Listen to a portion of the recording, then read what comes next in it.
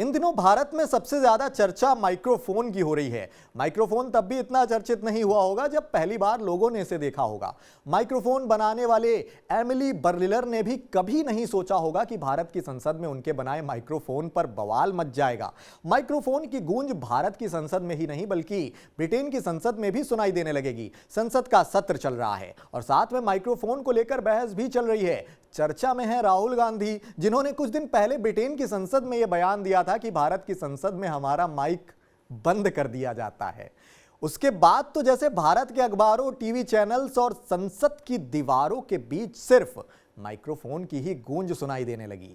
राहुल गांधी का माइक बंद किया गया या नहीं, यह तो जांच का मसला है, लेकिन संसद में माइक्रोफोन यानी माइक को लेकर क्या नियम है, किसी सांसद का माइक बंद करने का किसे अधिकार है और वो कितनी बार किसी सांसद के माइक को बंद कर सकता है, आज हम आपको ये पूरी कहानी एकदम डिटेल में बताते हैं।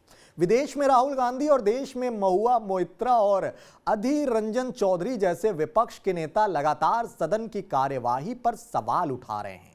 लोकसभा स्पीकर पर माइक बंद करने का आरोप भी दनादन जड़ रहे हैं। विपक्ष का आरोप है कि सदन में उनकी आवाज दबाई जा रही है, लोकतंत्र पर हमला हो रहा है।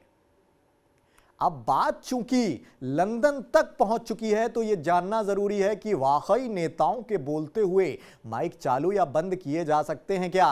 अगर ऐसा होता है तो यह प्रोसेस क्या होता है और ये करने का अधिकार किसके पास होता है? संसद के दोनों ही सदनों के हर एक सदस्य के लिए एक निर्धारित सीट तय होती है।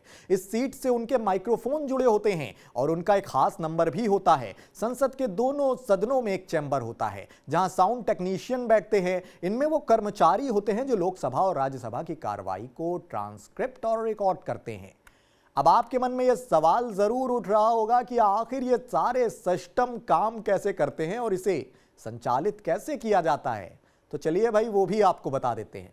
दरअसल दोनों सदनों में एक खास चैम्बर होता है। निचले सदन के मामले में लोकसभा सचिवालय के कर्मचारियों और उच्च सदन के मामले में राज्यसभा सचिवालय के कर्मचारियों द्वारा यह संचालित होता है। इस चैम्बर में एक इलेक्ट्रॉनिक बोर्ड लगा होता है। उस बोर्ड पर सदन के सारे सदस्यों के सीट नंबर लिखे होते हैं। यहीं से उन सीटों से जुड़े माइक्रोफोन चालू और बंद किए जाते हैं। इस चैम्बर के आगे वाले हिस्से में पारदर्शी शीशा लगा होता है जहां से टेक्नीशियन सदन की कार्यवाही देखते हैं। माइक्रोफोन को मैन्युअली बंद और चालू करने का जिम्मा इन्हीं के पास होता है जो ये देख रहे होते हैं वहां बैठ के। अब आप सोच रहे होंगे कि जब टेक्नीशियन के पास माइक ऑफ और ऑन करने का कंट्रोल होता है तो राहुल गांधी और अन्य बाकी सांसद लोकसभा स्पीकर पर यह आरोप क्यों जड़ रहे हैं? तो इसमें भी एक बड़ा झोल है जो कि हम आपको बताते हैं। झोल यह है कि भले ही माइक बंद और चालू करने का कंट्रोल टेक्नीशियन के पास होता है, लेकिन मर्जी उनकी नहीं चलती है।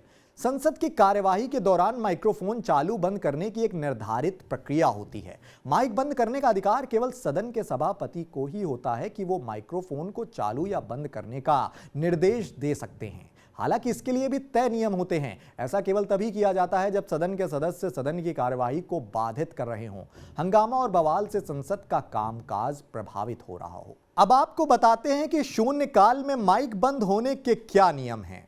शून्यकाल में माइक बंद होने के अलग नियम होते हैं। शून्यकाल के दौरान सदन के सभी सदस्य को बोलने के लिए 3 मिनट का समय दिया जाता है। ये 3 मिनट जैसे ही खत्म होते हैं माइक खुद ही बंद हो जाता है। यह अलग बात है कि बहस के दौरान सभापति या स्पीकर के आदेश पर फिर इसे चालू कर दिया जाता है। कार्यवाही के दौरान जब भी किसी सदस्य के बोलने की बारी ना हो तो उसका माइक बंद किया जा सकता है। विशेष मामलों में सांसदों के पास 250 शब्दों को पढ़ने की सीमा होती है।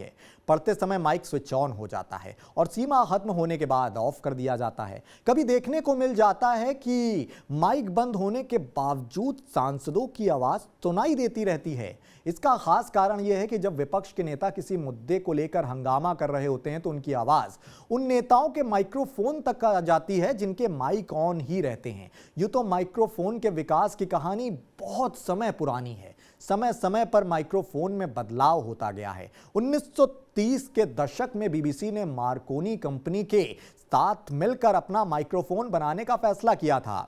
इस दौरान इस तरह के 1934 में टाइप ए माइक्रोफोन आया जिसने ब्रॉडकास्टिंग की दुनिया में एक बड़ी क्रांति ला दी थी। खैर, भारत के संसद में माइक्रोफोन को लेकर जो हंगामा हो रहा है, हम उम्मीद करते हैं कि आप इस माइक्रोफोन के मायाजाल को पूरी तरह से अब समझ गए होंगे और ये भी समझ गए होंगे कि राहुल गांधी का माइक बंद कैसे हो जाता है।